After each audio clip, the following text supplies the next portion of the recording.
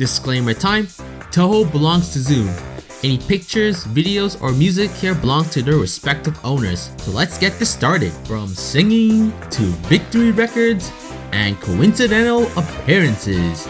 Hello, Magiftw, and today we're back with another episode of Interesting Touhou Facts, a series in which I talk about facts from Touhou that I find either fun, unusual, or simply interesting.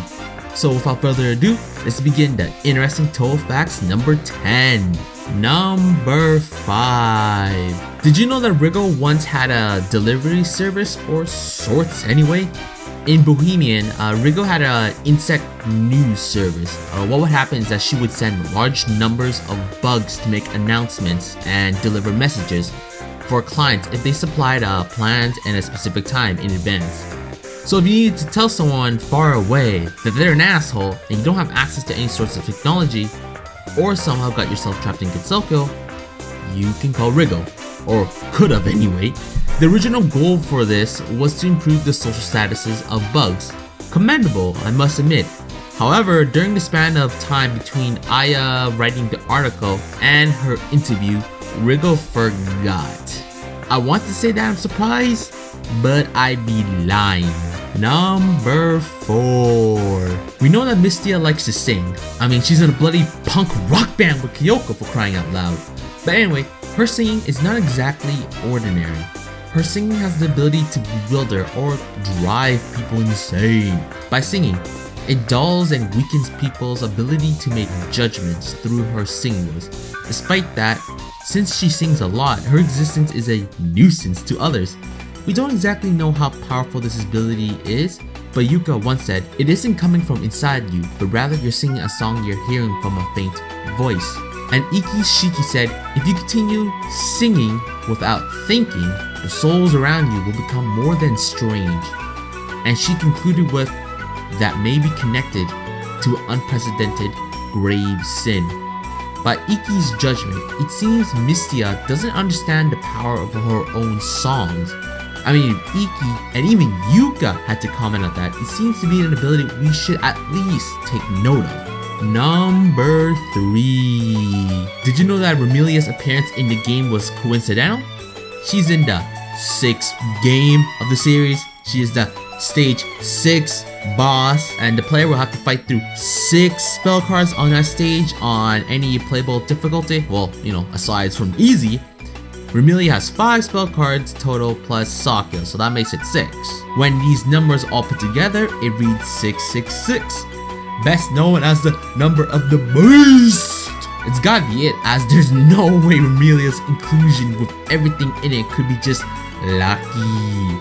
Well, unless Tay had something to do with it anyway. Number 2. In the Touhou series, even with the multiple characters you can choose, we can assume Reimu is the one to resolve everything since she's the main protagonist and the Hakurei Shrine Maiden, which is understandable. But did you know she actually doesn't resolve the incident as flawless as we may think? In Perfect Memento and in Reimu's section, at the very bottom of the vampire incident, which is something I need to talk about in the future, but anyway, near the end, a Q mentions one thing we need to know. The game ends once a victor is decided. It's referring to the spell card rule. But anyway, although the Shrine Maiden likes to have rematches until she wins.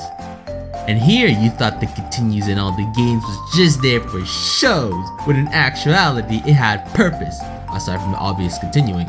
But yes, even Reimu herself might not be able to beat someone her first try and will have to resort to using a continue every once in a while. Number 1. Yukari is many things. Some refer to her as annoying and the gap yokai. But she's also bloody smart and strong as shit. Let's just focus on her intellect side for this video.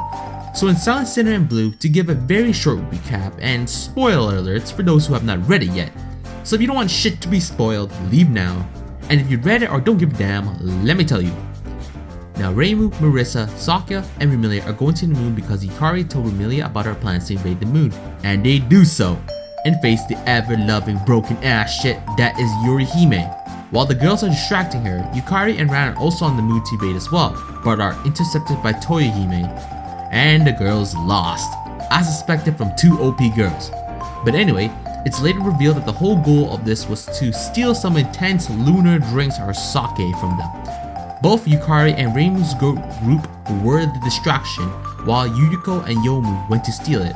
The reason Yuyuko and Yomu were able to do so because ghosts don't have impurities like the folks from Earth do. I still question that since Yomu is only half phantom, but whatever. Now this is explained in Silent Sinner, but if you read Cage and Lunatic Runagate, it's explained even further of the real purpose of the invasion. I'll read you the part you need to know. This part I'm reading takes place during the little party at the Scarlet Devil Mansion, and Kaguya and Eren were invited. Eren took another drink. There was no doubt about it. Whatever labor they went through to get this sake, it was no ordinary venture. This was not some cheap swill that businessmen would drink after hours, incomprehensible babble spilling from their mouths. It was an exceedingly ancient sake that had been aging for over 1,000 years in the lunar capital. Yes, it was likely sleeping even at the time when Eren fled for Earth. What is this? Eren was clearly shaken. She had shown composure without intending, meaning it was the moment Yukari had been waiting for to strike. Eren could not forget the taste of the sake, the purity that was impossible to attain on the impure earth, and the deep flavor that came from the millennium-long slumber. It must have been centuries since you left your hometown. I thought you were becoming distraught with homesickness, so I had some sake from the lunar capital prepared for you. Yukari grinned. The ominous smile left a deep scar in her mind, something she would never be able to forget. To make those who could not die question the meaning of life, to make them fear the unknown what they cannot understand. That was the true intention behind Yukari's second lunar invasion. As you just heard me read, this is really important in showing you how smart Yukari can actually be. During Silent Sinner, Eren and Kaguya got hold of news about the girls trying to invade the lunar capital. So Eren sent word to the Watatsuki sisters on how to deal with the incoming invasion. And remember, Eren is one smart motherfucker. She did create the Horai Elixir, the truest immortality, and being the Sage of the Moon before her exile. So the fact that she was outplayed in this game of intellect is no short task, and even better, instilling fear. Mind you, fucking fear to an immortal is pretty intense, I must say. Remember, the whole point of the invasion was just to make Eren fear Yukari as a yokai. Again, don't fuck with Yukari! Anyways, I hope you guys enjoyed this episode. Which facts were your favorite?